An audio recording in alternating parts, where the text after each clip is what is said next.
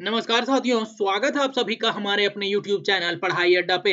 आज मैं आप लोगों को क्लास 10th आईसीएसई फिजिक्स के कुछ इंपॉर्टेंट क्वेश्चंस बताने वाला हूं दोस्तों, जो कि आपके एग्जाम के पॉइंट ऑफ व्यू से बहुत ही ज्यादा इंपॉर्टेंट होने वाली है। और ये सारे के सारे क्वेश्चंस होने वाले हैं चैप्टर 5 स्पेक्ट्रम के दोस्तों। तो आप लोग सारा क्वेश्चन ध्यान से देखिएगा, एक-एक क्वेश्चन का मैं एक्सप्लेनेशन आप लोग के सामने बहुत ही अच्छे से करूंगा और आप लोग को आशा करता हूं कि बहुत ही अच्छे से समझ में भी आएगा दोस्तों। तो चलिए, हमारा यहाँ पे फर्स्ट क्वेश्चन बोल रहा है, state the relation between critical angle and the absolute refractive index. तो हम जानते हैं दोस्तों क्या कि हमारा क्रिटिकल एंगल कब बनता है, तो जब कोई लाइट रे डेंसर मीडियम से रेयर मीडियम की ओर जाता हो और वो नॉर्मल के साथ इसका जो एंगल ऑफ रिफ्रैक्शन है दोस्तों, वो अगर 90 डिग्री बन जाए, तो ये जो एंगल ऑफ इंसिडेंस होता है, यही एंगल ऑफ इंसिडेंस हमारा क्रिटिकल एंगल बन जाता है। तो इस हिसाब से यहाँ पे क्रिटिकल एंगल हो जाता है सी। और जब रिफ्रैक्टिव एंगल ऑफ रिफ्रैक्शन कितना हो दोस्तों, 90 डिग्री। और हम जानते हैं कि सेकंड लॉ ऑफ रिफ्रैक्शन हमारा बोलता है, सेकंड लॉ ऑफ रिफ्रैक्शन क्या बोलता है कि sine of angle of incidence to the sine of angle of refraction is equal to the refractive index of that material। ये हमारा सेकंड लॉ ऑफ रिफ्रैक्शन बोलता है। तो इस हिसाब से अगर हम यहाँ पे हमारा एंगल ऑफ इंसिडेंस है, angle of refraction, angle of critical angle है और एंगल ऑफ रिफ्रैक्शन हमारा 90 डिग्री, तो यहाँ पे ये दोनों का जब हम वैल्यू यहाँ पे पुट करेंगे दोस्तों, तो ये हो जाएगा साइन सी और ये हो जाएगा हमारा क्या, sine 90 is equal to mu. तो यहाँ से आ जाएगा sine C is equal to mu, और ये 90 का वैल्यू, साइन 90 का वैल्यू होता है दोस्तों कितना, 1। साइन 90 का कितना होता है, 1। तो ये हो गया दोस्तों रिफ्रैक्टिव इंडेक्स और क्रिटिकल एंगल के बीच में रिलेशन। तो आप लोग देख सकते हैं कि यहाँ पे मैं क्रिटिकल एंगल और रिफ्रैक्टिव इंडेक्स का रिलेशन जो दोस्तों 1 बाई म्यू लिखा है, इसका मतलब ये है दोस्तों, 1 बाई म्यू का मतलब ये है कि मान लीजिए कि अभी जो रिफ्रैक्टिव इंडेक्स है वो air air with respect to the water है, तो अगर हम इसी को refractive index of water with respect to the air कर देंगे, ये हो जाएगा 1 by sine C. That is the relation between critical angle and refractive index of a medium. अब हमारा सेकंड क्वेश्चन यहाँ पे बोल रहा है क्या, which colour of light has the higher critical angle, red light और ग्रीन लाइट। तो अभी मैं आप लोगों को बता चुका हूँ कि क्रिटिकल एंगल क्या होता है। तो बस आप लोग को एक लाइन यहाँ पे बहुत ही इंपॉर्टेंट जो ध्यान रखना है दोस्तों, वो ये है कि रेड लाइट जो है दोस्तों, वो बेंड लेस करता है, मतलब कम बेंड करता है, bend less than green light. बस यहाँ पे ये है कि रेड लाइट जो है दोस्तों, वो ग्रीन लाइट से बेंड कम करता है। तो हम जानते हैं कि जब हम डेंसर मीडियम से रेयर मीडियम हमारा जब ये डेंसर मीडियम है, ये रेयर, जब डेंसर मीडियम से रेयर मीडियम हम ट्रेवल करेंगे दोस्तों, तो ये मान लीजिए रेड कलर का लाइट है, तो रेड कलर है तो ये बेंड कम करेगा, और ये बेंड कम करेगा तो इसके बीच में जो क्रिटिकल एंगल बनेगा वो कुछ ये बनेगा सी। और यहाँ पे रिफ्रैक्शन एंगल कितना बन गया, 90 डिग्री। और वही अगर हम ब्लू कलर का लाइट रे ले दोस्तों, सॉरी ग्रीन कलर का ले लाइट रे, तो ग्रीन कलर का क्या करेगा, ग्रीन कलर वाला जो लाइट रे है वो ज्यादा बेंड करेगा, जिसकी वजह से इसका क्रिटिकल एंगल क्या हो जाएगा, क्या हो जाएगा दोस्तों, क्रिटिकल एंगल इसका कम हो जाएगा। देखिए, मान लीजिए कि यहाँ से अगर ये लाइट रे ऐसे पास हो रहा है और ये है हमारा नॉर्मल, तो ये जो इसका जो हमारा इंसिडेंस एंगल है या फिर एंगल ऑफ इंसिडेंस बोलिए या क्रिटिकल एंगल है, तो इसे जो है इसके पैरेलल होने के लिए, मतलब रिफ्रैक्टिव एंगल ऑफ रिफ्रैक्शन 90 बनाने के लिए इसे क्या करना होगा, नॉर्मल के नजदीक आना होगा। मींस इसका क्रिटिकल एंगल जो होगा दोस्तों, क्रिटिकल एंगल वो लेस होगा, लेस होगा। तो वही बोल रहा है क्या कि इस कलर का क्रिटिकल एंगल ज्यादा होगा, तो रेड कलर का क्रिटिकल एंगल ज्यादा होगा। क्यों? क्योंकि रेड कलर का लाइट रे जो है दोस्तों, वो बेंड कम करता है, जिसकी वजह से वो क्रिटिकल एंगल ज्यादा बनाएगा। और blue colour, sorry green colour का लाइट रे जो है वो बेंड ज्यादा करता है, जिसकी वजह से इसका जो क्रिटिकल एंगल है दोस्तों, वो कम बनेगा। आशा करता हूँ कि आप लोगों को ये भी समझ में आ गया होगा। अब हम चलते हैं अपने नेक्स्ट क्वेश्चन की ओर।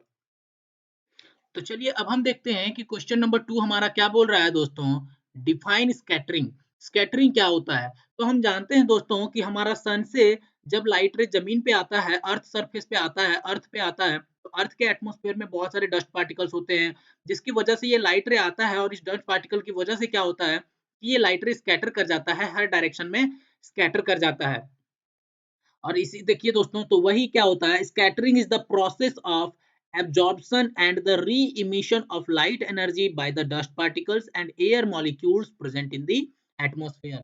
तो स्कैटरिंग क्या होता है, ये एक प्रोसेस होता है जिसमें क्या होता है कि ये लाइट एनर्जी को एब्जॉर्ब करता है और फिर री इमिशन कर देता है और चारों तरफ फैला देता है। किसकी वजह से फैल जाता है? तो डस्ट पार्टिकल्स और एयर मॉलिक्यूल्स जो एटमॉस्फेयर में होते हैं उसकी वजह से वो सारा लाइट क्या हो जाता है, स्कैटर हो जाता है। और इसी फिनोमेना को हम लोग क्या बोलते हैं दोस्तों, स्कैटरिंग बोलते हैं। क्या बोलते हैं? स्कैटरिंग। जैसे कि यहाँ पे आप देख रहे हैं एक लाइट रे सन से आया और ये एयर मॉलिक्यूल से टकराया और टकराने के बाद ये लाइट रे क्या हो गया, हर डायरेक्शन में स्कैटर कर गया। नेक्स्ट क्वेश्चन हमारा बोल रहा है क्या, the smoke from a fire looks white. बोल रहा है कि जो धुआं निकलता है आग से वो हमें व्हाइट दिखता है। तो वो व्हाइट दिखने का क्यों व्हाइट दिखता है, तो ये दोनों में से कौन सा स्टेटमेंट जो है वो सही होगा उसके व्हाइट दिखने के पीछे। तो पहला स्टेटमेंट बोल रहा है molecules of the smoke are bigger than the wavelength of light. हाँ दोस्तों, तो यही वाला इसका साइज, सॉरी यही इसका आंसर हो जाएगा। Molecules of small smoke are smaller than the wavelength of light, ये नहीं होगा। यहाँ पे आप देखिए आंसर हमने लिखा है the smoke from fire looks white, इस this is because the molecules of smoke are bigger than the wavelength of light, जिसकी वजह से हमें स्मोक जो है वो कैसा दिखता है दोस्तों, white, because of the scattering of white light to the same. क्योंकि जो स्कैटरिंग होता है व्हाइट लाइट का वो बराबर होता है किसके, जो स्मोक के पार्टिकल्स होते हैं उसी के बराबर, जिसकी वजह से हमें स्मोक जो है वो व्हाइट दिखता है दोस्तों। अब हम चलेंगे अपने नेक्स्ट क्वेश्चन, क्वेश्चन नंबर 3 की ओर। तो चलिए दोस्तों, अब हम देखते हैं कि हमारा क्वेश्चन नंबर 3 क्या बोल रहा है। An electromagnetic radiation is used for photography in fog, identify the radiation. एक इलेक्ट्रोमैग्नेटिक रेडिएशन है जिसका यूज किया जाता है फॉग में फोटोग्राफी लेने के लिए। तो बताइए कि वो कौन सा रेडिएशन होगा। तो वो कौन सा रेडिएशन होगा दोस्तों, इंफ्रारेड रेडिएशन। इंफ्रारेड रेडिएशन एक ऐसा इलेक्ट्रोमैग्नेटिक रेडिएशन है जो फॉग में फोटोग्राफी लेने के लिए यूज किया जाता है। बोल रहा है why is this radiation mention by you, आपने ये वाला रेडिएशन ही क्यों यूज किया, आइडियल फॉर दिस पर्पस, बताइए क्या कारण है। तो बोल रहा है they are ideal for photography in fog because they are not much scatter and can penetrate through long distance. तो इसका ये रीजन है दोस्तों, क्योंकि जो हमारा इंफ्रारेड रेडिएशन है वो ज्यादा स्कैटर नहीं करता, स्कैटर मीन्स ज्यादा फैलता नहीं है, वो सीधा जाता है और लॉन्ग डिस्टेंस ट्रेवल करता है, इसीलिए इसका यूज किया जाता है फॉग में फोटोग्राफी लेने के लिए। यहाँ पे आप देख सकते हैं कि इसी तरीके का इमेज लेने के लिए, फोटोग्राफ लेने के लिए यूज किया जाता है इसका। अब हम चलेंगे अपने नेक्स्ट क्वेश्चन की ओर दोस्तों, क्वेश्चन नंबर 4। तो बोल रहा है give reason for the following during the day clouds appears white. दिन के टाइम में क्लाउड्स जो है वो व्हाइट क्यों दिखते हैं।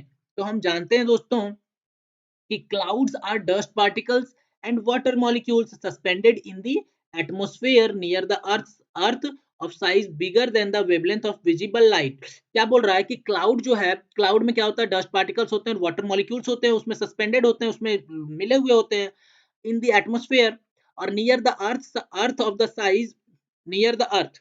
क्या बोल रहा है कि क्लाउड्स जो होते हैं वो हमारे अर्थ के नजदीक होते हैं और इसमें क्लाउड्स में डस्ट पार्टिकल्स और वाटर मॉलिक्यूल्स मिले हुए होते हैं और इनका जो वेवलेंथ होता है वो विजिबल लाइट से ज्यादा होता है।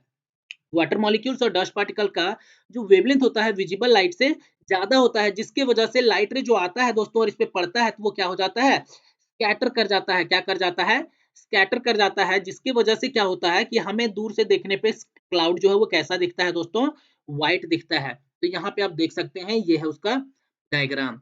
नेक्स्ट क्वेश्चन बोल रहा है स्काई जो है ब्लू क्यों दिखता है। तो हम लोग जानते हैं दोस्तों क्या, कि जब light ray sunlight reaches an atmospheric particle in the sky, blue light is scattered away more strongly than the other colors। क्या बोल रहा है कि ब्लू कलर जो है वो ज्यादा स्कैटर कर जाता है बाकी के कलरों से, इसकी वजह से क्या होता है कि हमें स्काई कैसा दिखता है दोस्तों, ब्लू दिखता है। कैसा दिखता है, ब्लू दिखता है। आप यहाँ पे देख सकते हैं when light hits our atmosphere, जब ये लाइट हमारा एटमॉस्फेयर को हिट करता है तो it separates into its colours, तो ये अपने कलर्स में फैल जाता है। ब्लू लाइट स्कैटर, और जो ब्लू लाइट है दोस्तों वो क्या कर जाता है, स्कैटर कर जाता है, making the sky appears blue. और यही जो है स्काई को कैसा बना देता है, ब्लू बना देता है, और हमें दिखने में कैसा लगता है, स्काई ब्लू दिखने में लगता है दोस्तों, कैसा, ब्लू। अब हम चलेंगे अपने नेक्स्ट क्वेश्चन की ओर। तो यहाँ पे आप देख रहे हैं कि क्वेश्चन नंबर 5 हमारा क्या बोल रहा है, the wavelength for the light of red and blue colours are nearly 7.8 into 10⁻⁻7 metre and 4.8 into 10⁻⁻7 metre respectively.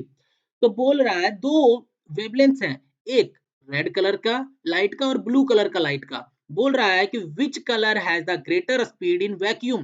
तो वैक्यूम में किसका स्पीड ज्यादा होगा?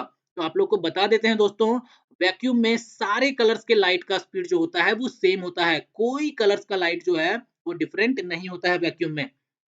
लेकिन which colour has greater speed in glass, लेकिन ग्लास में किसका स्पीड ज्यादा होगा? तो हम जानते हैं as the speed of light increases with increase in wavelength of light. हम जानते हैं दोस्तों स्पीड का फॉर्मूला होता है फ्रीक्वेंसी इनटू वेवलेंथ। अगर हम किसी लाइट का वेवलेंथ बढ़ा रहे हैं तो उसका स्पीड भी क्या होगा? बढ़ेगा।